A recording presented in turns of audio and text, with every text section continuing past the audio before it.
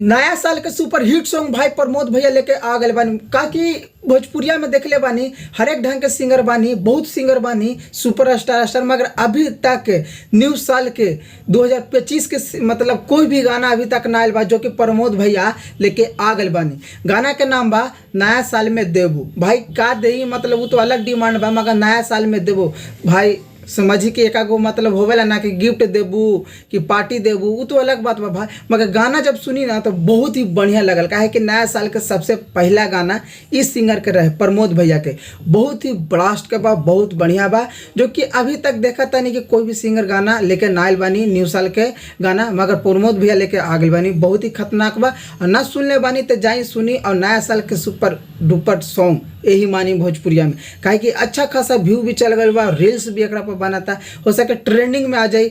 हाल ही फिलहाल गाना ही गा के मतलब चैनल पर चढ़ा गया बा, हो सके 2-3 दिन में ये गाना ट्रेंडिंग में आ जाए। जाके सुनी, एक बार सुनने के बाद कमेंट करी कि बढ़िया लगल कि ना लगल। बाकी हर भोजपुरिया के हर लेटर से मतलब मगी से खबर आपको जानकारी देवा तानी। तो हमारे चैनल पर नया है तो सब्सक्राइब भी जरूर कर दिया कि हर खबर से जुड़ा रहें। तो बाकी अपना ख्याल रखिए, स्वस्थ रहिए, मस्त रहिए।